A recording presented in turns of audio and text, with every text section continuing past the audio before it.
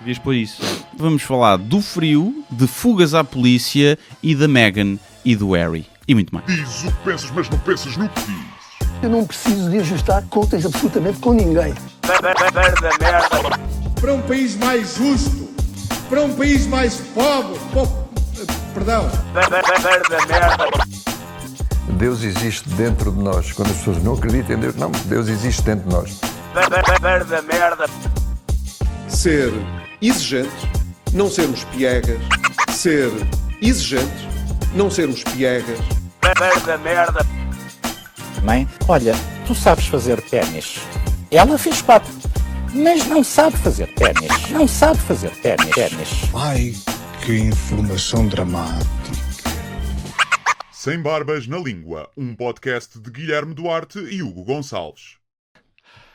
Olá, sejam muito bem-vindos a mais um episódio. Olá, Guilherme. Como é que é? Estás Estamos bom? bem? Estou mais ou menos. Então. Estou um bocado mal disposto, não sei porquê. Mas mal disposto. Fisicamente, agoniado.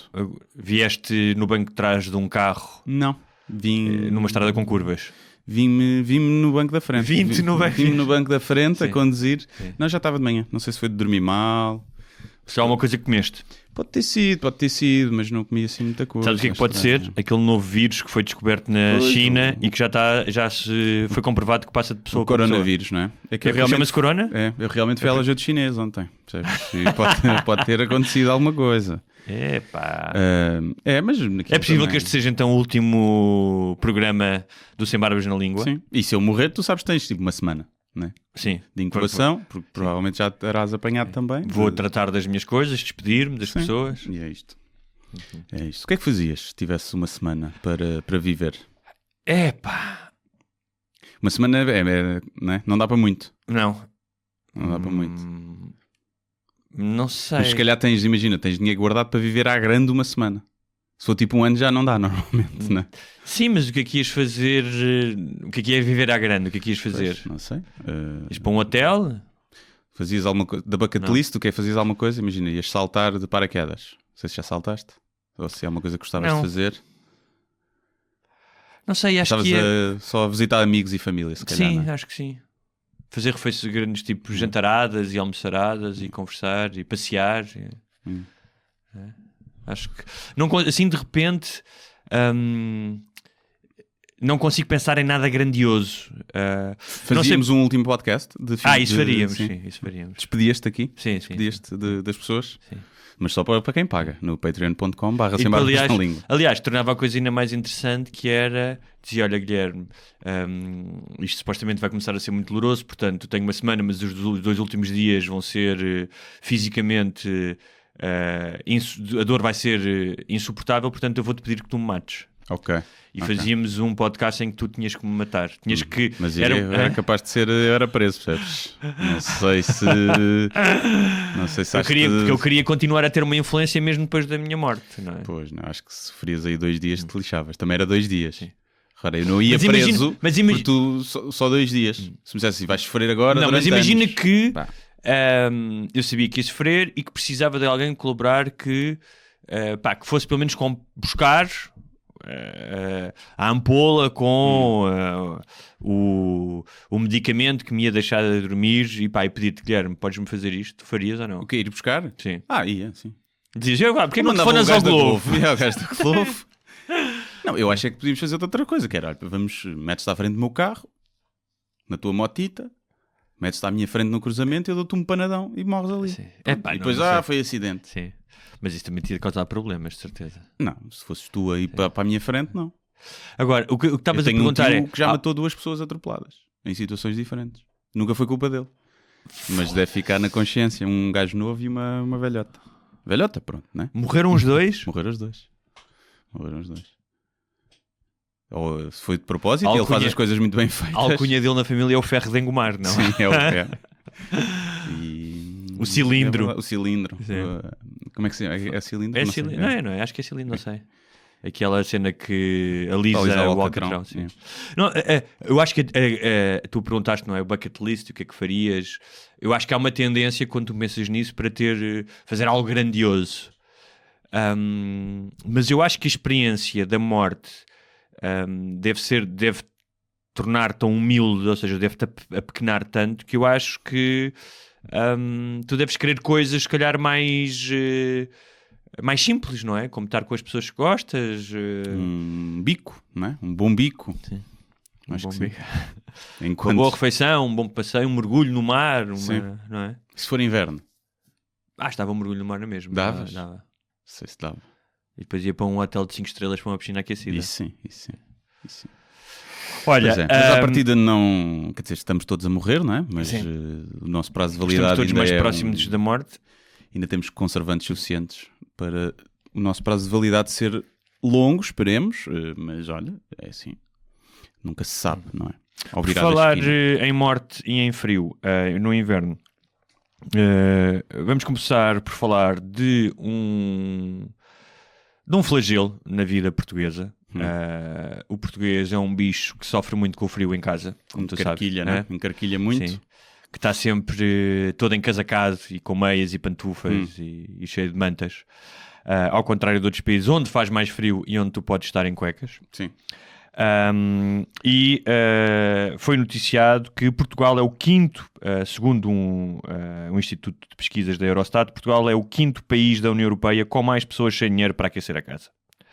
Portanto, pobreza e sofrimento, nada de novo aqui na nossa sina. Às vezes é uma questão também de prioridades, percebes? Porque eu já vi um gajo a ir à bomba de gasolina a pedir para meter 3 euros de sem chumbo 95 e um Arbor. Não é? Portanto, às vezes é uma questão também de prioridade. Mas tu não achas que, para quem fumou, como é o teu caso, que às vezes é difícil de... Não, eu percebo. O que eu estou a dizer é que às vezes não há... Ou seja, obviamente que há muita gente que não tem custa dinheiro, não é? Tu teres um aquecedor ligado o mês inteiro... A eletricidade é uma das mais caras na Europa, sim. não é? Mas... O gás supostamente é mais barato, mas comprares um aquecedor a gás também é um investimento de 100 euros para aí, não é? Imagino eu. Um seguro, pelo menos. É capaz. Acho que é. Eu não tenho ar-condicionado em casa e aquecedor tenho um daqueles de óleo. Então andas encasacado em casa? Eu não tenho muito frio em casa, por acaso. No quarto é um bocado úmido, então ligamos o aquecedor para ver para não ficar aquele frio úmido. Mas na sala é muito raro. Ando normal, como estou vestido.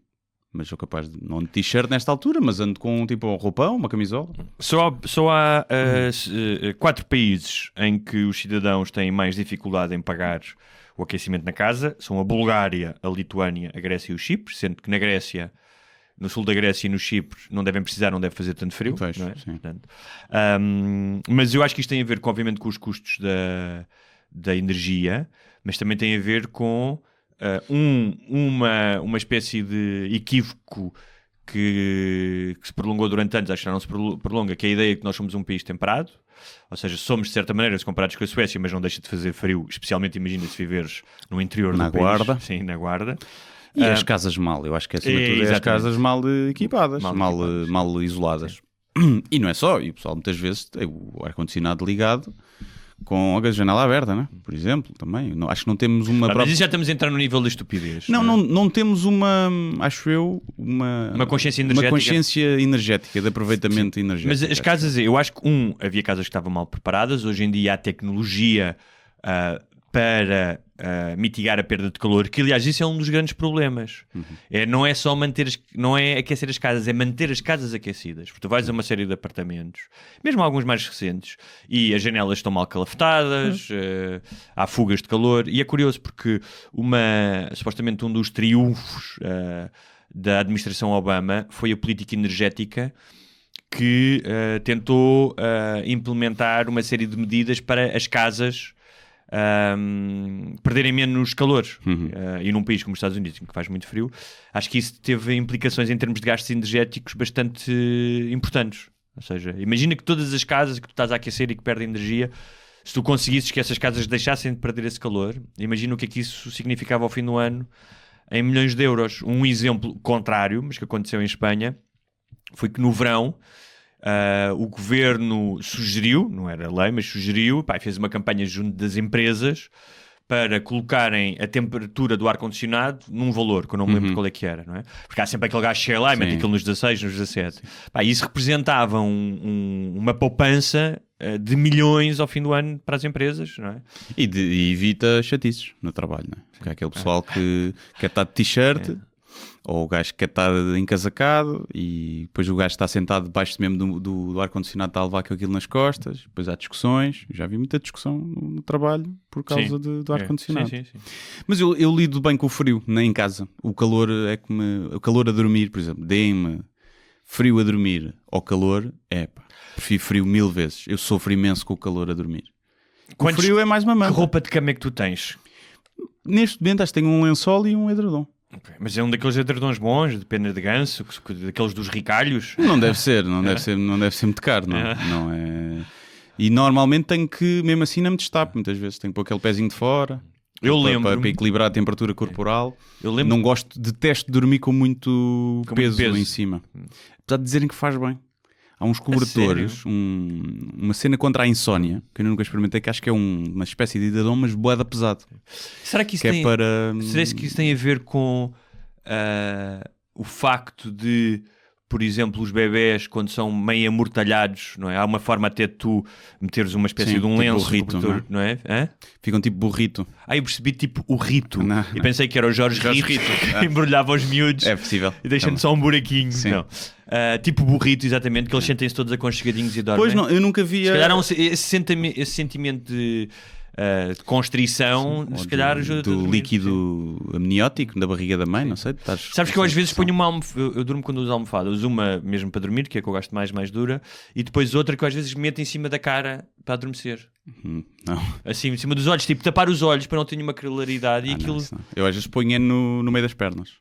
Porque eu tenho o síndrome das pernas irrequietas. Parece um síndrome a gozar, mas é o nome técnico. Sim. E eu já ouvi dizer que também esses cobertores, esses edredons ajudam nisso, mas nunca experimentei. Eu lembro-me que quando era puto e criança e adolescente, eu lembro de ir para a escola e fazia muito frio e eu chegava-me a vestir, lembro-me de chegar a vestir dentro da cama. Levar a roupa, entrava no quarto, metia-me depois do banho, estás a ver? Metia-me dentro da cama e vestia-me dentro da cama. Eu ponho, agora já não, mas antes punha, e no outro dia fiz isso e transportou-me à infância, que era pôr a roupa no aquecedor a óleo, claro, e vesti-la, e aquilo transportou-me logo para os meus 10 anos. Isso era tão bom.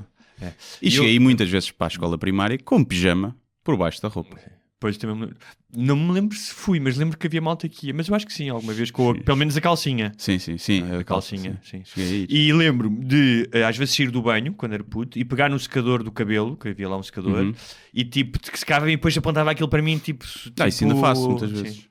Eu tenho um amigo que... Eu fiz isso no hotel agora, mas era mais quase como, não estava assim com tanto frio, era quase mais uma viagem no tempo, ou seja, lembrar-me como é que era aquela sensação, porque é uma sensação ótima de calorzinho, não é? Eu tenho um amigo que anda sempre com o secador, férias, tudo, e liga o secador, quando vai para a cama, liga o secador e está ali com o secador a aquecer-se. E já adormeceu com o secador ligado, e pode ser verão, e ele faz na mesma, também é uma questão de conforto. Mas isso não terá a ver com o barulho, porque o barulho do secador, o white noise... Não, é mesmo o calorzinho, ele gosta do calorzinho, e então anda sempre com o secador de um lado para o outro. Se o gajo, imagina, se o gajo estiver no Alentejo em agosto... É menino para levar o secador na cama, é menino para isso. Isso é estranho. Mas olha, então... Estamos na Casa da Europa nisto. No entanto, como em muitos outros números relativos à nossa qualidade de vida, diz aqui que há uma década eram o dobro dos portugueses que tinham este problema. Olha. Portanto, continuamos a estar, mas houve uma evoluçãozinha, não é? Já há menos gajos com frio. Eu às vezes penso que ser sem abrigo já deve ser chato, não é? Quase todos os dias. Não deve haver um dia que é tipo, ei, vai da ficha sem abrigo hoje. Mas no inverno, a chuva... se calhar pior ainda.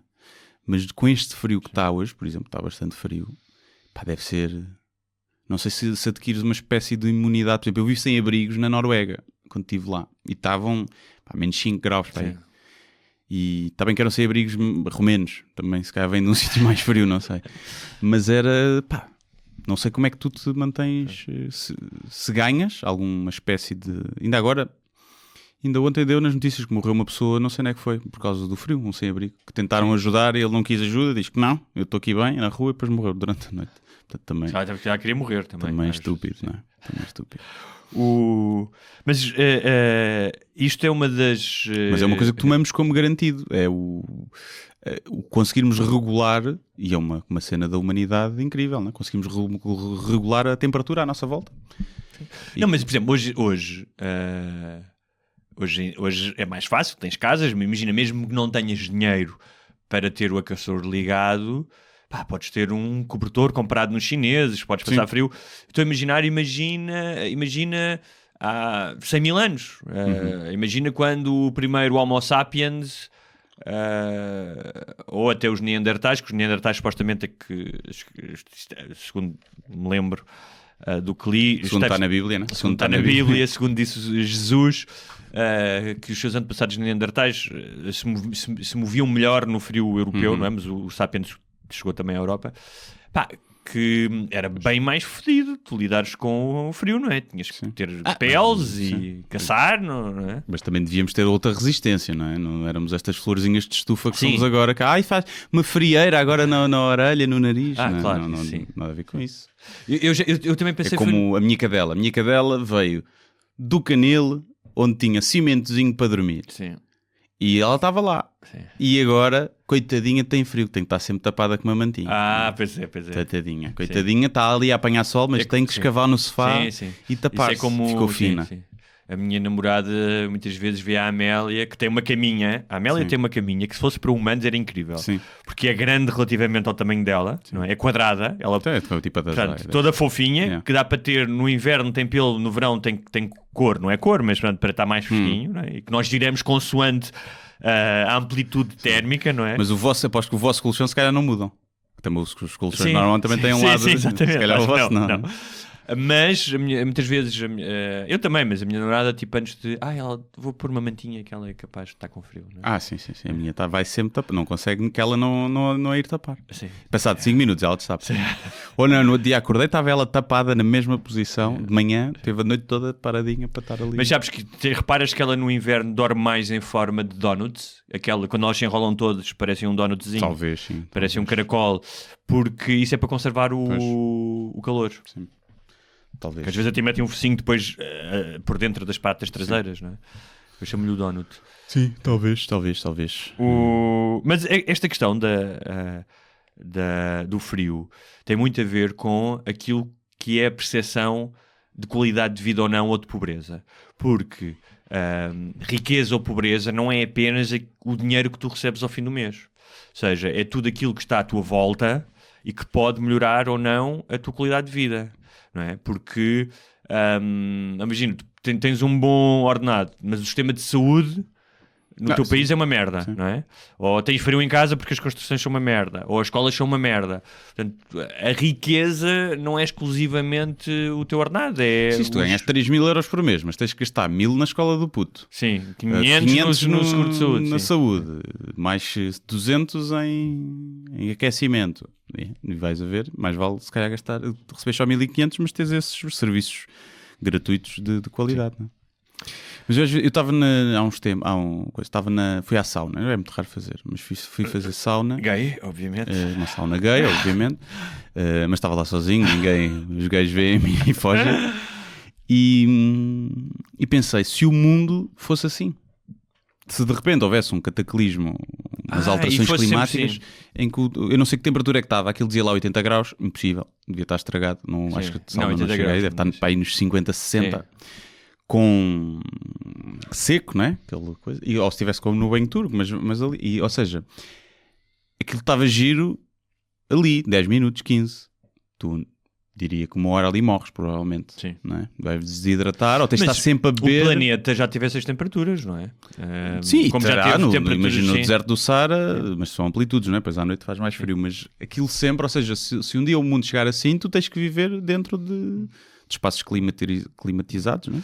Eu há pouco estavas a falar. Mas na rua é impossível. Há uma série na Netflix chamada One Strange Rock. que em termos científicos, para quem já viu alguma coisa sobre a criação da vida e do planeta, não é extraordinária, ou seja, não tem novidades. Eu aconselho, para quem se interessa por estas questões da criação da vida no planeta, como é que era antes de existir a hegemonia do Homo, ou a alegada hegemonia do Homo sapiens, e é narrada pelo Will Smith. Tem imagens muito bonitas, aliás, vive um bocado disso.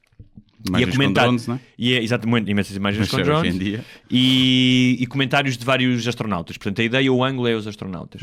E uma das coisas que se percebe ao ver essa série, não era uma novidade para mim, mas que é sempre bom recordar, é a quantidade de condições, ou seja, de coisas alegadamente aleatórias que foram necessárias para haver vida na Terra e mais ainda para haver vida humana na Terra, para haver mamíferos. Sim. Portanto, todas as outras extinções anteriores, o facto da Terra ter sido atingida por um asteroide ou um cometa e, portanto, o seu eixo ter deslocado um bocadinho, e pelo facto disso haver estações, e como há estações... Ter havido a Lua A ter sido Lua, criado exatamente, que supostamente havia um planeta, e havia também um planeta irmão, ou supostamente um planeta gêmeo.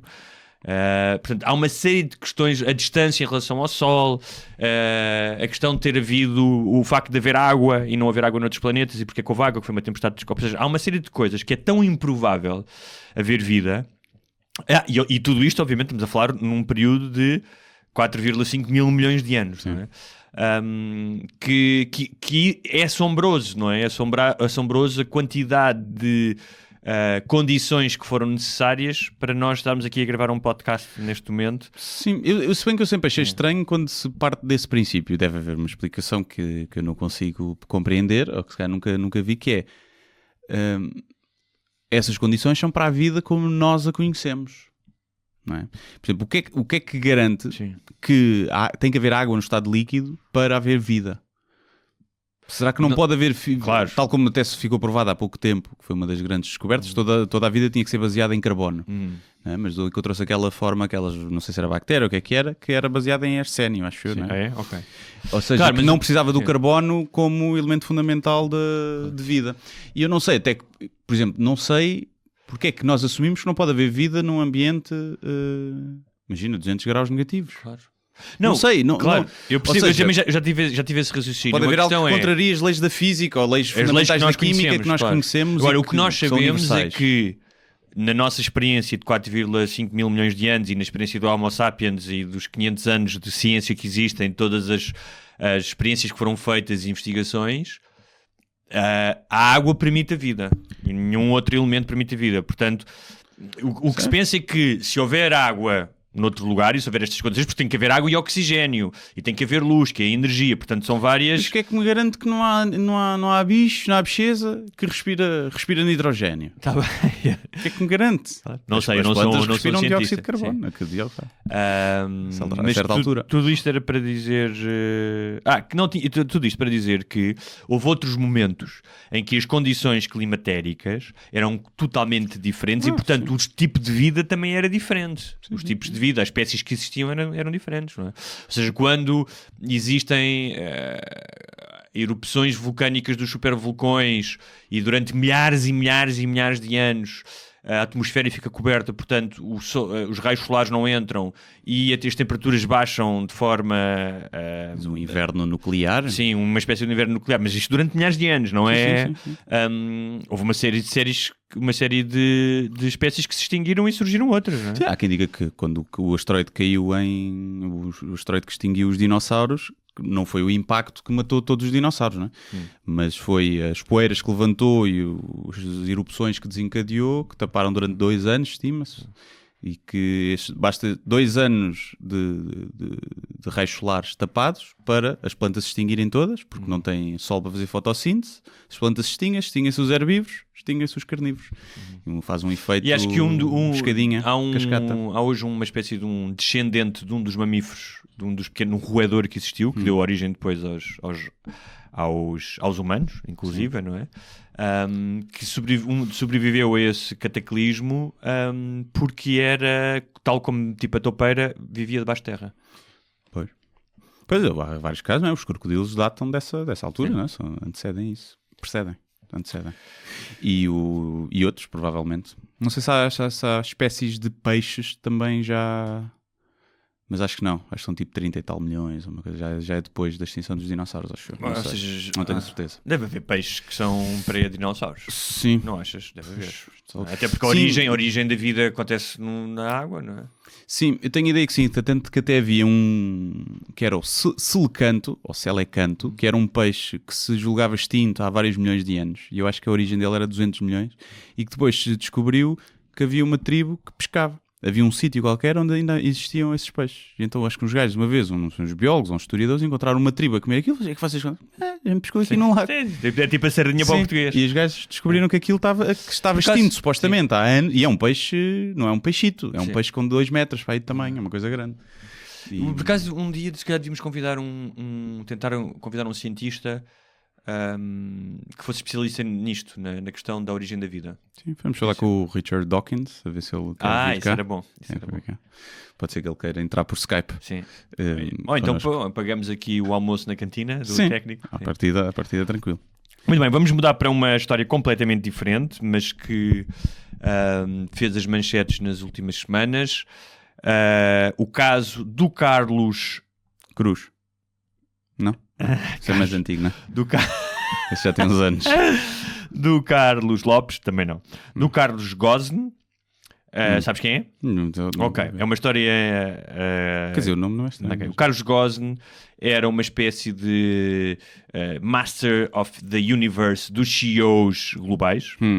É um homem que é descendente de líbios, de libaneses, cresceu no Brasil, estudou em França e chegou a CEO da Nissan, da Renault e da Mitsubishi. Okay. Foi até hoje o único homem, a primeira homem ou mulher a presidir 2 empresas que fazem parte do Fortune 500, portanto as maiores empresas.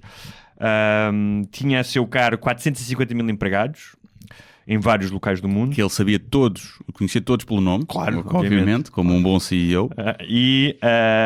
Mas era também uma figura particular porque abraçava um estilo de vida não direi digno de uma estrela de rock and roll, mas com mansões em vários lugares, jatos privados, portanto um estilo de vida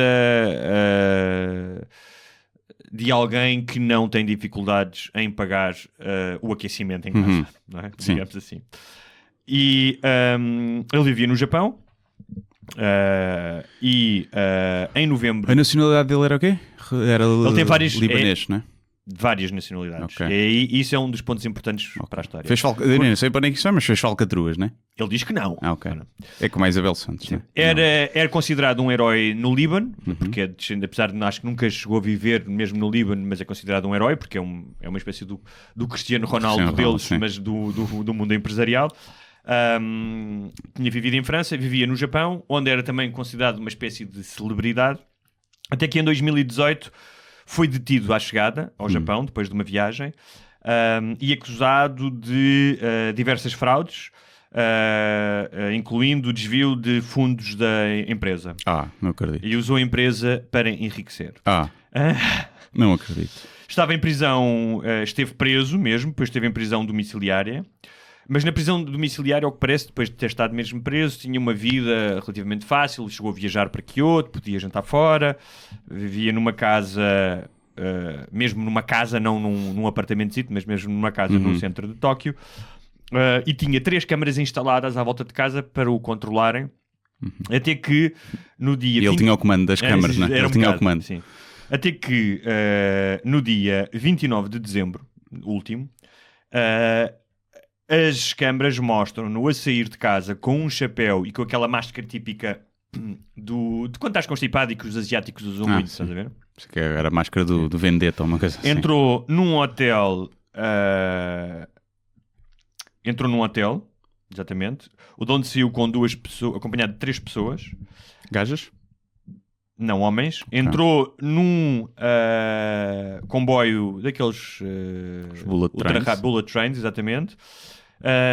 Chegou a Osaka, entrou novamente no hotel e já não saiu. Os homens que iam com ele saíram com 2 caixas de material de som, daquele típico dos concertos. Na altura, na primeira notícia, dizia-se que era com uma caixa de um contrabaixo, mas parece que não. E então levaram essas caixas de som para o terminal de jatos privados de Osaka. Como eram demasiado grandes, não passaram pelo raio-x, não é? Como era também uma época do ano em que havia imensas pessoas no aeroporto, a segurança, ou seja, provavelmente não estava tão atenta, e meteram as caixas num avião, num jato privado, e o senhor surgiu no Líbano, onde está a viver neste momento. Onde não pode ser extraditado, onde provavelmente. não pode ser extraditado, onde foi recebido como um herói, e onde, passado alguns dias de estar lá, deu uma conferência de imprensa, onde estavam 100 e tal jornalistas. Nessa conferência de imprensa mostrou um pouco a personalidade dele, ou seja, como ele é tido ou como é visto, que é um ser transnacional. Falou em 4 ou 5 línguas, porque ele fala árabe, francês, português, inglês, e apresentou uma série de, por exemplo, apresentou milhares de documentos, mas o que os jornalistas diziam era que viram aquilo em diapositivos e diziam, mas tipo, nós não conseguimos ver o que é que está aí. Sim. Percebes? Tipo, passa-nos isso para nós podermos... É tipo as letras pequeninas dos anúncios de farmácia, não é? E ele diz que é tudo um complô contra ele, e que o governo nipónico estava contra ele porque desenvolveu uma teoria da conspiração em que o governo francês tinha o Carlos Ghosn, que curiosamente em inglês, quando diz o nome dele, parece Ghosn, Carlos Ghosn, é o gajo que baza, e que o governo francês queria deglutir a Nissan e tomar conta da Nissan e da Mitsubishi.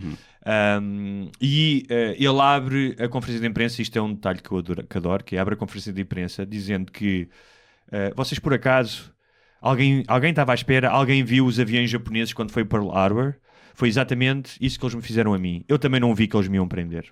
Portanto, ele comparou a sua prisão ao ataque japonês que obrigou os Estados Unidos a entrar na Segunda Guerra Mundial em dezembro de 1941 e que matou centenas de pessoas e destruiu parte da frota norte-americana. O que revela um bocadinho o narcisismo deste senhor, não é? Um bocadinho. E mais, e o politicamente incorreto de comparar os japoneses... Kamikaze. Ou seja, comparar o sistema judicial japonês com o exército imperial japonês, kamikaze. Não é? Agora, eu não percebi, foi essa fuga, para que ele não foi direto? Ou seja, ele não teria conseguido sair do país se não fosse dentro das caixas de som.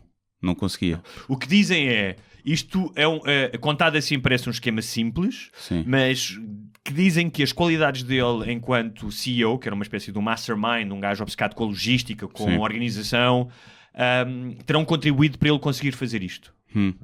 Para ele conseguir escapar, não é? E que representa uma vergonha enorme para os procuradores e para as forças policiais japonesas. Sim, mas ele provavelmente subornou alguém, não é? Lavou as mãos que tinha que lavar. Sim.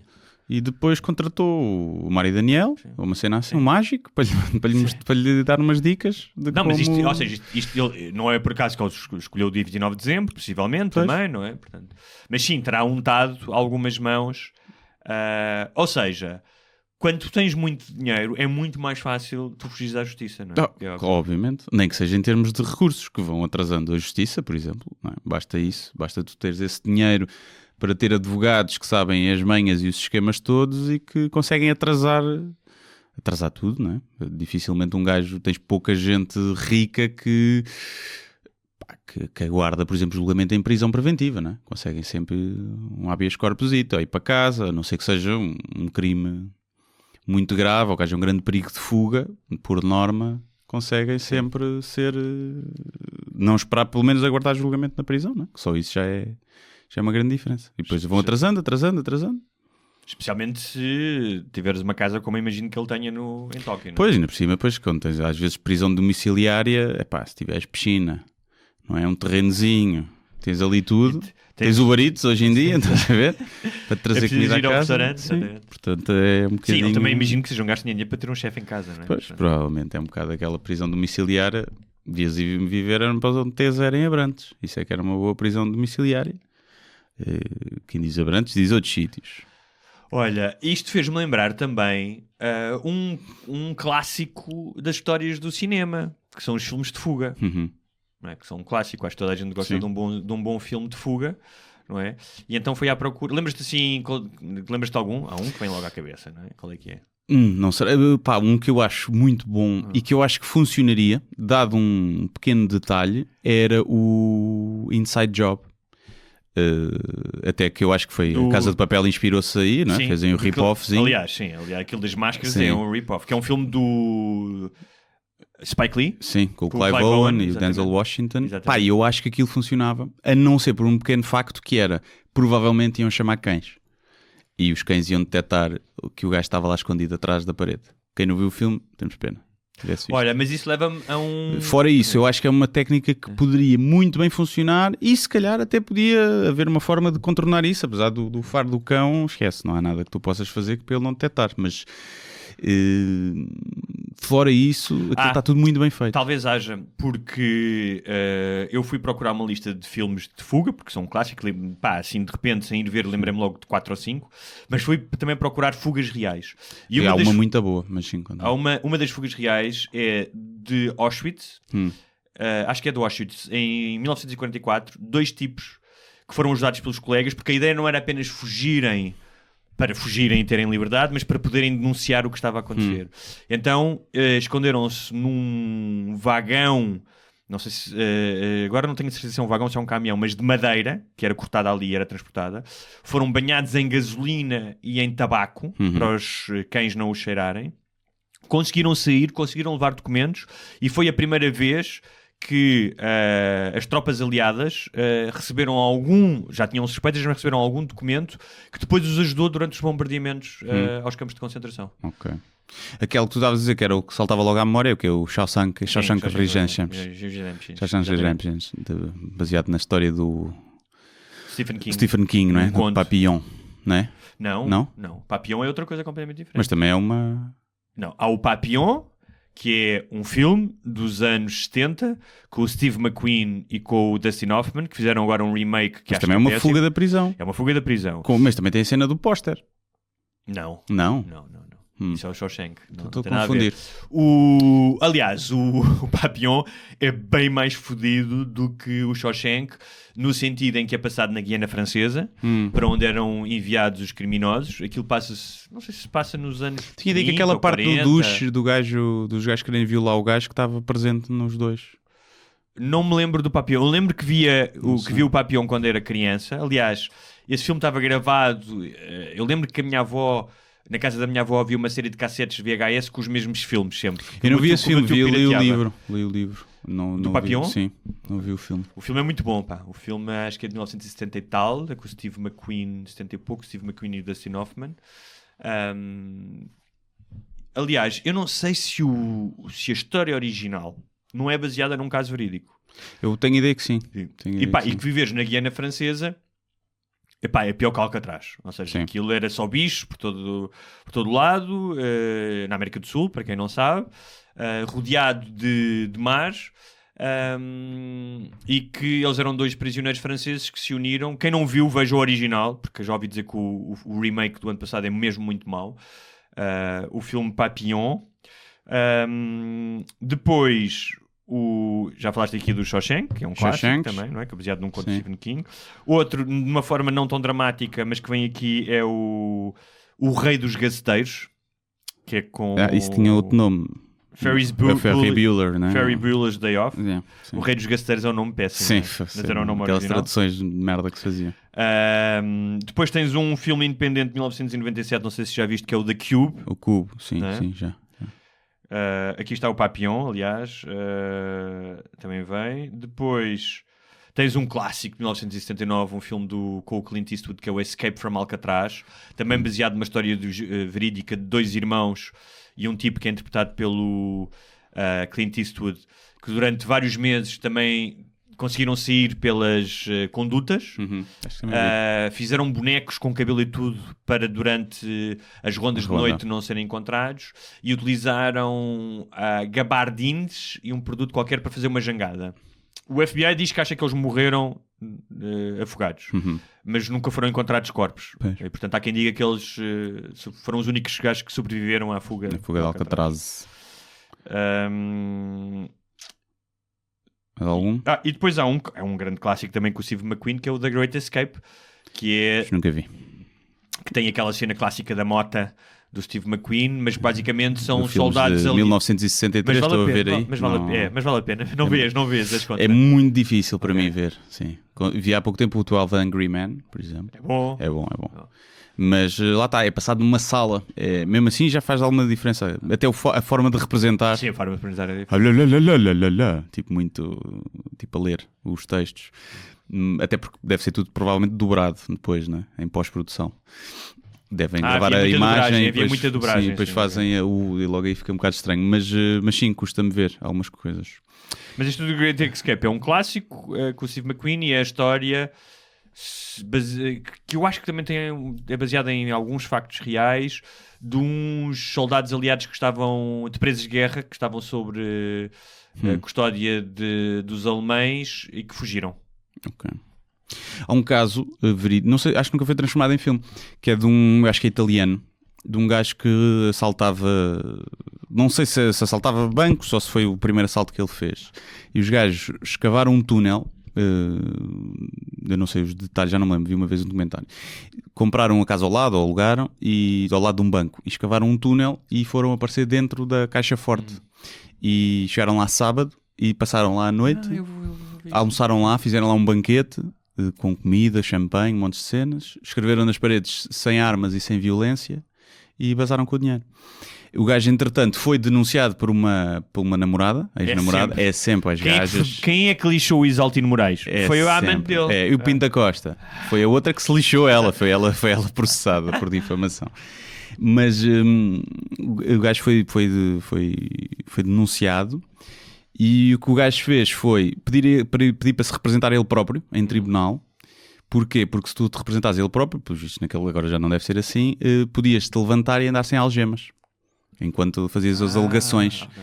Ele chega-se a uma janela, manda-se da janela para cima de um caixote que estava lá, de lixo, entra em cima de uma mota com um gajo que estava à espera dele e basou. E até hoje nunca foi encontrado. Fugiu de mota com um associado dele, não é? Alguém que...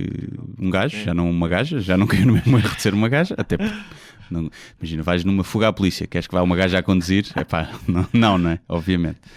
E então o gajo fugiu. Agora não me lembro em que altura foi isto. Eu lembro-me dessa história, estás-me a contar em que ano foi. Foi muito dinheiro roubado. Agora não sei se ele depois conseguiu ficar com o dinheiro, mas eu tenho a ideia que sim, que houve alguns milhões que, não sei se em ouro, sem dinheiro mesmo, sem joias, que nunca apareceram e ele acho que nunca apareceu. Está ali em Itália, não sei se fugiu de avião ou se foi para... Não sei, para onde é que ele terá ido. Para o meio do mar. Para a Turquia. Ou se calhar veio para a Espanha, Portugal e foi para Marrocos. É bem provável.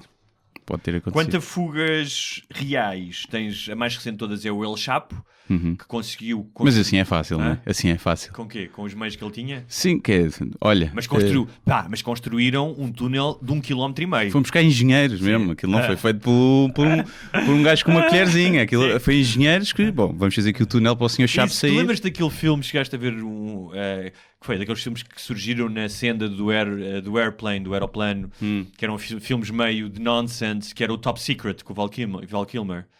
Sim, acho que sim. Há uma cena em que... era inspirado, era tipo uma paródia a vários filmes, não era? Sim. Não era bem uma paródia a vários filmes como se faz hoje mais recente, mas era um bocadinho nonsense.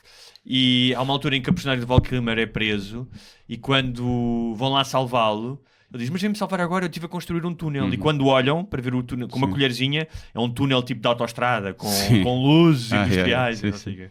Mas olha, temos o El Chapo que mandou construir, não é? Não teve lá ele a construir um túnel.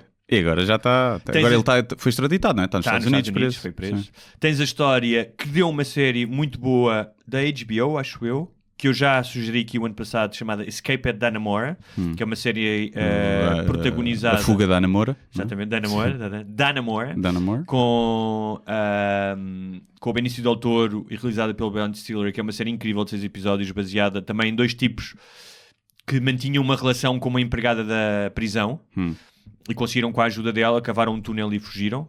Gajas, vês? As gajas. Cá está. Mas pronto. E que mais? Aquela fuga que eu já contei aqui de Alcatraz, portanto deu o filme também. O gajo do Catch Me If You Can. Sim. É uma história verídica incrível. Fugiu várias vezes, mas uma delas... Fugiu e nunca foi verdadeiramente preso, porque ficou a trabalhar com o FBI. Sim. Não cumpriu pena à série. Mas numa delas, o gajo conseguiu, foi preso numa prisão do sul dos Estados Unidos e conseguiu, porque uma das coisas que o gajo era, que são os conmen, é teres lábia, ou seja, conseguires convencer outra pessoa. Era um player. E o gajo conseguiu convencer os gajos a dizer, olha, eu vou ser preso, mas eu sou um agente do FBI, estou aqui sem ninguém saber... conseguiu-lhe dar a volta, portanto teve tratamento preferencial. Sim. Conseguiu com colaboradores que chegassem documentos do FBI e um cartão do FBI, portanto os gajos ele está-se a corresponder com o FBI. Então na altura esse amigo dele que lhe dava os documentos disse, olha, eu sou o tal agente e venho cá, preciso mesmo de falar com ele. E conseguiram fugir assim. Sim. Portanto, tudo isto na base só do conman, do gajo que te engana. Engenharia social. Sim. Muita gente fala do hacking, não é? De seres hacker. Uma grande parte do hacking é engenharia social, não é propriamente entrar nos sistemas das pessoas, através de teres contacto ou com perfis falsos ou com o que seja, conseguires tirar dados. Conseguires tirar os dados às pessoas, não é? E elas dão, por vontade própria. São o que fazem as cartomantes, muitas vezes, não é? Sim. Tiram-te cold reading. Às vezes nem é bem cold reading, às vezes tu dizes mesmo as coisas e depois já nem te lembras que disseste aquilo. Não é? Há um livro que eu gosto imenso do Anthony Marr chamado O Czar do Amor e do Tecno, em que uma das histórias é um gajo que é um russo, que os russos são especialistas nisso, não é? Ou seja, há imensos hackers russos que vão a vários países e sacam os dinheiro das contas e uma série de coisas. Por norma, os países menos desenvolvidos são os mais prolíficos em hackers. O Brasil, muito. A Europa do Leste e a Índia também, muitos. E uma vez vi uma cena que era ou seja, que para tu resolveres o problema do hacking malévolo, porque o hacker ético, não é? Sim. Que são usados muitas vezes pelas empresas e pelos bancos para testar a segurança, e que é tu tens que resolver o problema da pobreza e da falta de oportunidades, porque este gajo, o miúdo de 14 anos, que é um hacker brilhante no Brasil, se tivesse a oportunidade de seguir os estudos, se calhar seria um engenheiro da Google bom, brilhante. E então a forma como se aborda o problema do hacking é errado, porque é um problema de falta de oportunidades e não de segurança informática. Não é com segurança e com firewalls que resolves o problema, mas sim com acesso à oportunidade e à educação. Estavas a falar dessas habilidades sociais, não é? De convenceres as pessoas, de dares a volta, por assim dizer. E neste livro do Anthony Marr, neste conto, o hacker, quando o pai lhe pergunta, então, mas como é que tu consegues enganar? Quem é que tu enganas? E o gajo, olha, normalmente são americanos. E depois vou ao grupo do Facebook dos fãs do Tom Hanks, que normalmente são pessoas muito ingênuas. Sim. Eu achei imensa graça a isso. Mas então é isso, é preciso também seres um bocado pató, não necessariamente, mas seres um bocado pató para seres enganado. Sim, não é pató, sei lá. Imagina, o gajo que vai na altura do euro, da transição do escudo para o euro, houve muitas burlas a pessoas de idade. Sim. Iam às aldeias, já viu na televisão, não já? Do euro vem uma nova moeda, então olha, dê-me aí, já está, dê-me aí que isso já não vale nada e toma aqui. E davam notas falsas, e notas de monopólio, se calhar. E as velhotas davam o dinheiro a pensar que aquelas pessoas que estavam ali de fato e bem falantes eram credíveis, não é? Eu uma vez fui enganado em Cuba, já era bastante mais novo, tinha 20 e poucos, acho que isso já não acontecia hoje, mas um gajo aprende sempre. E depois vinha a saída do hotel, apareceram uns miúdos, deviam ter para aí 15, 16, conversar, logo em Portugal, figo, não sei o que, aquela coisa. Depois tu estás vulnerável porque vês a pobreza, falas com eles, sempre a conversar contigo, entretanto não sei o quê. Eu fui comer qualquer coisa e disse, querem comer também qualquer coisa? Sentaram-se e tal. E como é que foi? Já não me lembro se eles foram buscar a conta ou disseram, nós vamos pagar.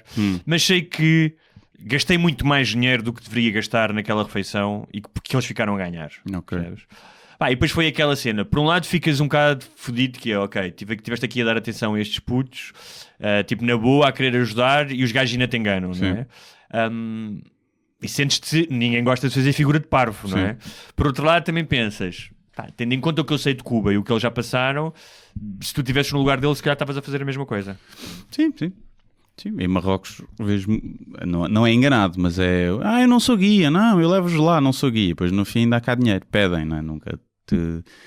Mas é chato, porque não consegues ter uma interação. Foi a única parte que eu não gostei muito de Marrocos, já falei. Exatamente, não consegues ter uma interação. Não consegues ter uma interação humana que não tenha por base o interesse deles, ou que não penses que tenha.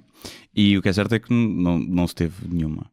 Fora, se calhar nos restaurantes em que tu já lá estás para gastar dinheiro, e que então eles estão-te a tratar bem também para gastar dinheiro, provavelmente dás gorjeta ou assim, mas já é diferente, já é uma relação honesta de início. Agora na rua não podes perguntar indicação a ninguém, não é? E estão-te sempre a chamar e dizer, por aí é perigoso o caralhinho, percebes? É bem enganar, que é para tu, é perigoso, ficas com medo e eles levam-te para um sítio e coisa, é perigoso não é nada.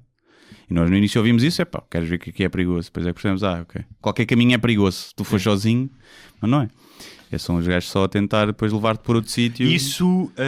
e a dizer-nos, não é para aí, não é para aí. Eu a ver no mapa que era, não é para aí. Depois fomos e era ali. Isso desgasta-me. Uma das razões porque, por exemplo, eu não fui a Marrocos uma das vezes tive para ir, foi por causa de um relato de uma amiga minha que tinha acabado de chegar e disse, estou farta. Tipo, não conseguia ter um momento de descanso na rua e isso cansa imenso. Tu estás constante, estás sempre com a guarda em cima, não é? Sim, mas depende também da zona. Isso é mais em Marrakech. Eu estive em 4 ou 5 cidades. Marrakech é pior. E as outras, apesar de serem muito turísticas também, tipo Chefchaouen, que é aquela cidade azul, que é conhecida, e Meknès, também muito conhecida pelos mercados. Não estiveste em Alcácer Quibir? Não tive. Não fui à procura do Dom Sebastião. E... cansa-te um bocado, mas tens alguma pobreza, miúdos a pedirem, né? E isso é chato, porque bem incomoda sem fazer-me sentir mal com a minha possibilidade de viajar e conhecer o mundo, percebem? Com o meu privilégio, vem-me fazer sentir mal com o meu privilégio. Exatamente. Sabes que quem foi embaixador, ou pelo menos diplomata, não sei se no cargo embaixador em Marrocos, foi o Rito. Foi? E que era conhecido por andar lá com rapazinhos também. Não? Era? Deve ser fácil, não é? Lá deve ser fácil. Sim. Lá tem troca de um papel e uma caneta. De um bloco de notas e umas canetas devem-te... Nós uma vez demos, foi a única vez.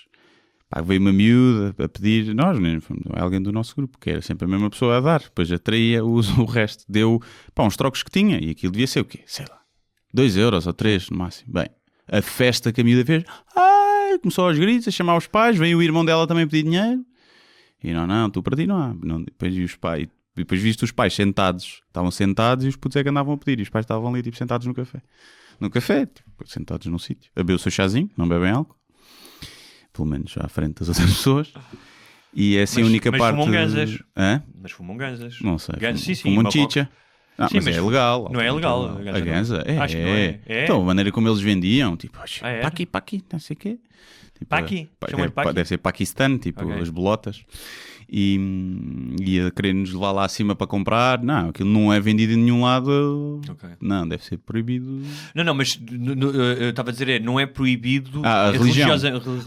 Em termos deve de... ser. Não é, em termos de religião, acho que não é. Tu podes fumar, não podes beber. Beber não podes, o Corão desaprova o consumo do álcool. Não sei. Eles se calhar já arranjaram um loophole, não é? Ele aqui quando diz não sei o quê, chá... Ele diz aqui, apedrejar as mulheres infiéis, mas podes fumar ganzas. Podes fumar à vontade. Muito bem, olha... para fecharmos o episódio de hoje, vamos a um tema que, por um lado, não me apetece muito falar, mas por outro lado, acho que temos que falar. Nem que seja só para dizer mal. É uma coisa que... Pronto... uma coisa que nós também não costumamos fazer. Não gostamos nada, zero. Que é o caso Harry e Meghan. Ok. Certo. Já refletiste sobre isso? O que é que me sabe? Primeiro, custa-me, faz-me espécie, mas lá está, nós também fazemos parte do problema e não da solução, porque vamos aqui falar do caso. Se bem que nós já apanhamos, não é? Nós não influenciamos, acho eu, a cultura. Nós...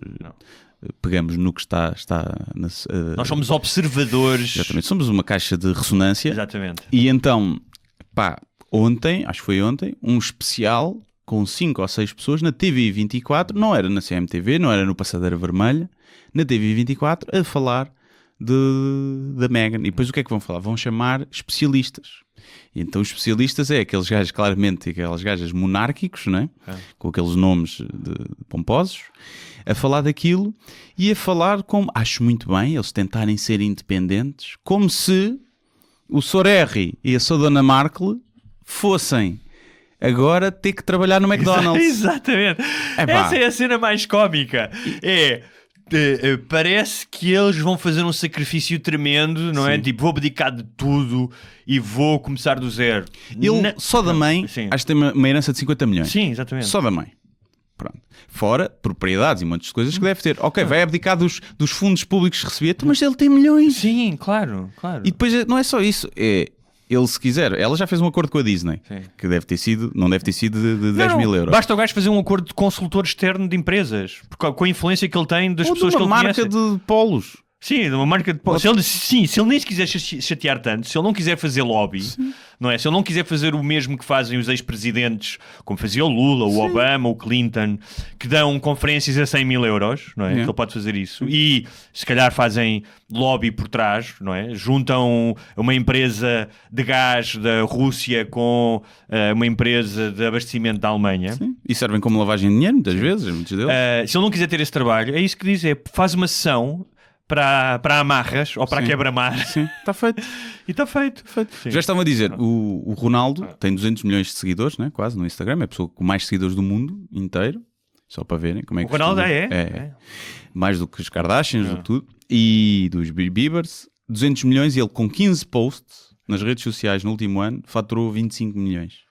Só com 15 fotografias nas redes sociais. E pronto, o Harry e a Meghan se calhar não terão tanto. Sim, mas... Apesar de... Os seguidores às vezes não reflete no valor, não é? Porque têm também outra credibilidade associada, não é? O Ronaldo, é shampoos e marca de roupa. Os gajos provavelmente poderão ser outra coisa, outro tipo de marcas, mas eles vão sempre, mesmo que eles se esforcem muito, não vão morrer sem ser milionários. Claro. Então e depois podem voltar a qualquer momento. Nós com o Salvador Martinha falávamos da rede, não é? Sim. De teres uma rede de familiar que te protege. Eles não têm uma rede, eles têm aquelas camas de penas. Camas de gansos mortos por ou seja, sei lá, com um ritual especial. Sim. E patos que foram usados, são penas de patos que foram tirados para fazer foie gras, não é? Sim, e que cresceram a ouvir Mozart e a comer só da melhor comida e eram acariciados por prostitutas de luxo. Exato. Agora, como é óbvio, eu acho que aqui eles, tal como tu não tens culpa de nascer numa família pobre e de teres que, às vezes, de seres mal influenciado, eles também não têm culpa de ter nascido naquela família. E eu acho que imagina, era giro ver a monarquia toda a renunciar e não haver, quer dizer, isto é um bocado estúpido agora nós termos estes títulos que são de fingir, parece que é um conto do Harry Potter, não é? Agora renuncio aos títulos, são títulos a fingir. Mas há duas questões aqui. Títulos que as pessoas, que alguns no tempo inventaram, que tu eras duque. O que é ser duque? Nada, é um título a fingir. Não é um diploma, não é uma licenciatura que tu tiraste. É porque a determinada altura, quando tu atribuías alguns títulos na história, era uma recompensa de algo que tu tinhas feito em função do teu país, do teu estadista, do que fosse. Quando és condecorado pelo Marcelo, não é? Fizeste alguma coisa. Eu só trouxe este tema exatamente pelo ângulo que tu disseste, que é o ridículo do circo à volta disto. Sim. Isso é uma das questões, que é... ok, eu entendo que isto vende e portanto toda a gente vai se agarrar à teta da monarquia, especialmente a inglesa, tendo em conta tudo o passado, da Diana, não sei o quê. Mas há aqui um lado que me choca, que é o lado do anacronismo ofensivo. Ou seja, num período em que há tanta gente a falar do politicamente correto, de não tratares a pessoa que não tem identidade, ou seja, que não é homem nem mulher, de não tratares por ela nem ele, de teres cuidado com as microagressões, as palavras que utilizas, de tu utilizares das pessoas que falam na televisão de a sua alteza real. Sim. De utilizarem, isto, alguém tem que ir às redações e dizer, vocês não podem utilizar mais a palavra plebeu. Não existe. Isso já não existe. Não existe plebeus e realezas. É uma ficção. Vassalos a rainha de Inglaterra tem um gajo que é o chamado Grand Carver, que é o gajo... Há um gajo, uma profissão, que é só o gajo que trincha a carne da rainha. É a profissão dele. Sim.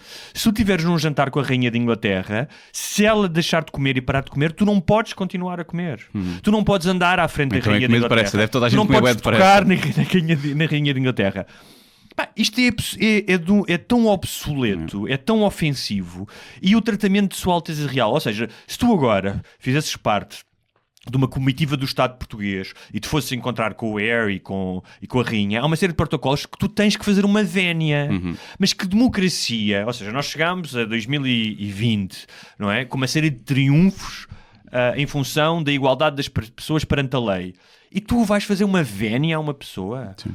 O primeiro-ministro de Inglaterra tem que se ajoelhar quando toma posse. Sim. E tu podes dizer assim, as monarquias em países como a Inglaterra, que são estados de múltiplas nações, ou no caso de Espanha, que vinha de uma ditadura, e para não se fraturar o Estado espanhol, eram importantes porque as pessoas respeitavam a instituição da monarquia. Eu entendi isso até certo ponto. Mas... hoje ainda é preciso haver esses xalamaleques. Não. E não é só isso. Além de ser o cúmulo do nepotismo e da cunha, não é? Não há cunha maior do que seres rei, porque só és rei porque nasceste naquela linhagem. E depois é um sistema altamente machista. Em Inglaterra, por acaso, tens uma rainha e é uma mulher, mas... É porque o marido morreu, né? Provavelmente, não sei qual é a história, mas não havia herdeiro varão. Não havia herdeiro varão. Porque logo aí começa é uma cena machista, porque é sempre a preferência para o homem. E mas não só quando as mulheres casam... Não sei no caso de Inglaterra, mas no caso de Espanha, por exemplo, mudaram a Constituição para poder ser uma mulher. Ou seja, se a mulher nascer primeiro... Já pode ser.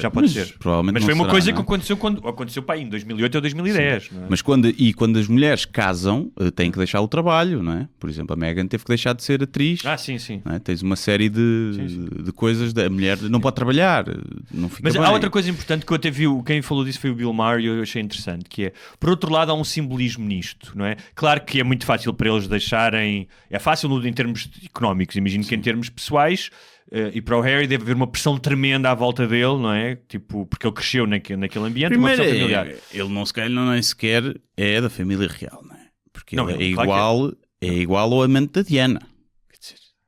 Ok. Ele é igual... Primeiro, não tem nada a ver. É sério? Ele não tem nada a ver com o irmão. Não tem nada a ver com o pai. Não tem muito a ver com a mãe. E é igual a um gajo... Isso tu podias ser um comentador agora... Eu podia ser o Cláudio Ramos. Sim. Ele é igual, muito parecido, a um gajo ruivo que a Diana andava a pinar. Isto é muito simples. E acho que se levantou esses boatos, mas foi algo que nunca se investigou. Mas se ele fizer o 23andMe ou o 22andMe, lá como é que se chama aquela cena genética, se calhar vai-se perceber que ele não é filho do Carlos, percebes? Não é filho do Carlos.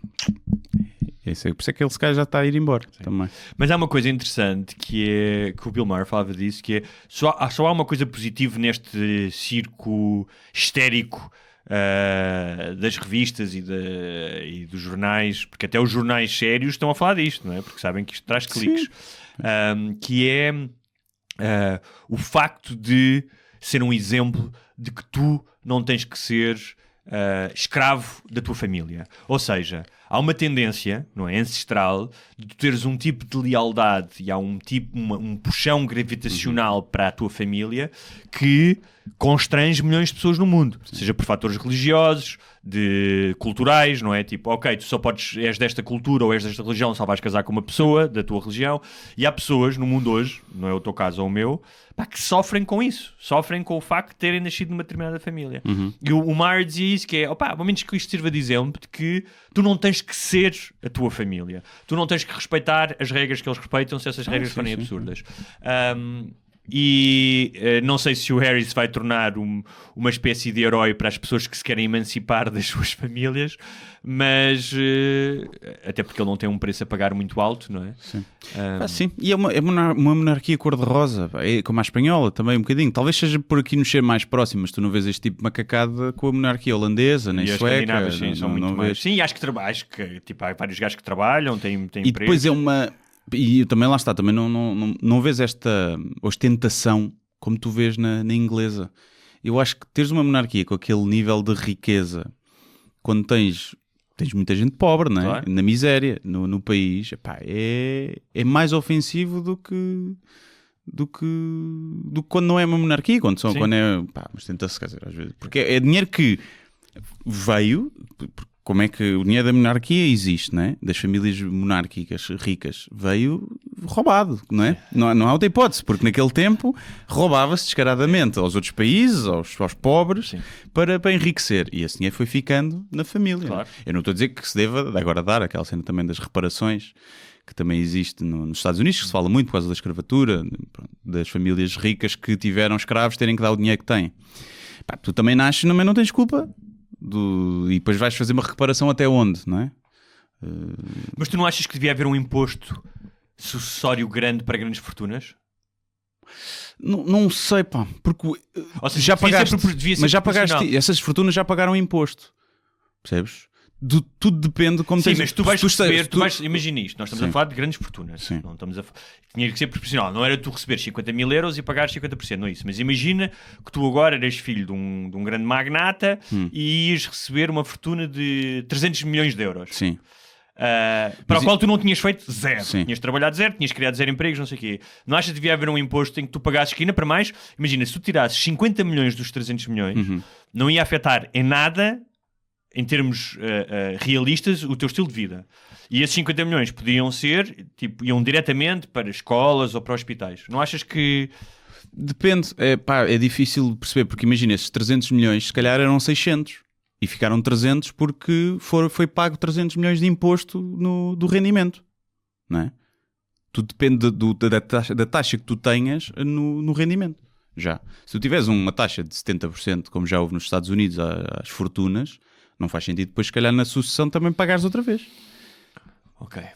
Depende. E depois pode dizer aquela velha que discuti, que é, esses 50 milhões estão melhores no Estado ou estão melhores em mim, que com esses 50 milhões vou criar postos de trabalho e Dizes montes de cenas. vais, Pronto, mas há exato. muitos que não queriam, Claro, não é? Ou seja, normalmente quem herda não ou queria seja, caralho. porque essa ideia de que quem Claro. tem muito dinheiro cria postos de trabalho, há gente que simplesmente Claro. tem dinheiro a render e joga na bolsa. E ou seja, crias postos de trabalho e apostas... de ordenado mínimo, não é? Claro. Não crias postos de trabalho estou a dizer que não qualificados. existem pessoas que não querem postos de trabalho. Mas muita gente, especialmente gente que herda, vive dos rendimentos, ou seja, agarra naqueles milhões e diz, olha, agora aposta aí no mercado de futuros, agora aposta aí contra, olha, eu vou dizer que aposta aí que a Grécia não vai conseguir pagar a dívida nos próximos 5 anos, não é? Claro, agora o que eu acho é que, ainda agora hoje saiu, acho que é a notícia de hoje terça-feira, de 1% da população, 1% dos mais ricos, tem o dobro do dinheiro do resto da população toda. Eu acho que não é tão grande, é? 1% tem o dobro do resto. E o que eu vi também era que nos últimos 15 anos aumentou o número de bilionários. Sim, e depois vinha... Ou seja, o que aconteceu é, sim, vive-se melhor, há mais pobreza, há menos pobreza, há menos mortes, mas a diferença entre os mais ricos e os mais pobres, ou seja, há gente... é maior. Que eu já vejo aqui. É um dado que é contraintuitivo, ou seja, parece-te que é estranho, mas é verdade, percebes? Sim, depois tens aqui os 22 mais ricos do mundo têm mais dinheiro que todas as mulheres da África. Ok. Pronto, Sim, era isso. mais... Então não era a população. Sim. Não, mas isto é outra coisa. Isto é outra coisa. Mas esse estava cá também. Eu acho que era 1%. Tem mesmo o dobro. contando com a Isabel dos Santos. É a mulher mais rica da África. Sim. Né? Sim. E agora faço o segue exatamente para quem quer, e está curioso com o que vai acontecer no programa do fim de semana para os patronos, e para não nos acusarem de sermos falarmos apenas de questões masculinas, vamos falar de uma mulher, Isabel dos Santos. Mulher, foi uma má semana para as mulheres negras. Joacine, Isabel dos Santos, não foi bom para a representatividade. Não achas que é um bocadinho injusto? Porque o Expresso fez uma notícia exatamente com um título parecido com o que disseste. Não é um bocadinho injusto meteres as duas no mesmo saco? Se fosse, claro que é. Se o caso fosse de uma mulher branca ou de um homem branco milionário que tivesse problemas com a justiça e do líder do LIVRE que fosse o Rui Tavares, tu não fazias esse tipo de comparação, de analogia, não é? Está bem, mas a Joacine sempre usou a bandeira de sou mulher negra e a Isabel dos Santos também sempre usou a bandeira de sou mulher negra. Pronto. Portanto, também, quando tu usas essa bandeira para te valer de alguma coisa, é normal que depois quando as coisas correm mal também leves com ela. Agora, quer dizer, a Joacine foi uma surpresa para muita gente, a Isabel dos Santos, epá, só e é uma das coisas que se calhar falaremos, que é os jornais todos acordarem foi: já se pode? Já se pode dizer o que sempre soubemos. Ok, então vamos a isso. Porque é óbvio, primeiro basta saber a corrupção que existe em Angola e obviamente que a fortuna dela veio dessa corrupção e de ser filha de quem é e de um país. Como é que, foi o que eu escrevi, qualquer bilionário do país com maior taxa de mortalidade infantil é um criminoso. Nem que seja só moralmente, não é? Sim. Tu és bilionário e tens 2 mil milhões e num país com maior taxa de mortalidade infantil, nos países com maiores recursos. Vamos utilizar esse cliffhanger para quem está curioso da opinião do Guilherme e da minha sobre o caso Isabel dos Santos. É só fazer-se patrono. O episódio deste fim de semana vai tratar exatamente disso. Não sei se tens alguma sugestão ou alguma promoção a fazer. Não, vi o Dois Papas, Então? do Popes. Giro, pensava que fosse melhor. Boas interpretações, o filme em si. Por falar nisso, vamos Acho que aproveitar desculpa que... um bocadinho, tenta desculpar até algumas coisas da igreja, parece-me, mas pronto. Mas está giro. Está boa interpretação. Vou aproveitar que falaste disso para dizer que vamos fazer um especial de Oscars. Na semana antes da entrega dos prémios, vamos fazer um programa exclusivamente dedicado aos filmes. Vamos ver todos os filmes dos Oscars. E das categorias principais. Sim, das categorias principais e depois vamos comentar aqui. É isso. Portanto, Porque já não nos bastava opinar sobre tudo e mais qualquer coisa, agora somos também especialistas em cinema. Vamos ser especialistas em cinema e se calhar vamos fazer melhor figura do que aqueles especialistas do público que, se o filme for conhecido, 1 estrela, se o filme for falado em francês e ninguém o conhecer e vender 10 bilhetes no cinema, 5 estrelas. Francês já é muito mainstream, acho que tem que ser mais búlgaro, tem que ser búlgaro. libanês, não é? Sim. Pronto, é isso. Portanto, então, muito obrigado. Não sei quando é que vão estar a ouvir isto, porque eu estou sem computador para editar e não sei como é que isto vai sair. Mas muito obrigado por ouvirem, por terem aguardado, porque hoje não vai sair de certeza, hoje terça-feira. Sim, mas quando as pessoas... Não faz sentido estás a fazer essa advertência porque as pessoas já sabem que não estão a ouvir na terça-feira. Mas eu estou a agradecer por terem aguardado e não se terem esquecido de nós. E episódio especial de fim de semana, como sempre, exclusivo para patronos. Basta contribuir com $1 por mês para ter acesso a 4 episódios especiais. Sim. Que saem todos os fins de semana. Dá menos de 25 cêntimos de euro por programa. Exato. Portanto, é isto. Muito obrigado aos novos patronos, têm sido bastantes. E muito obrigado a eles. Obrigado aos outros que se mantêm desde o início. E até já, patronos, ou até para a semana, pessoas de merda que não pagam. Restantes ouvintes que nós também agradecemos muito. Apreciamos muito e que acariciamos mentalmente a vossa genitália. Sim, não deixem de pagar o aquecimento de casa para contribuir. Não façam como ao sem-abrigo, estou bem, e depois amanhã já não acordam. Não preciso aquecer o antes para contribuir. Não, depois dá merda, tá bom? Mantenham-se quentinhos. Até para a semana. Até para a semana.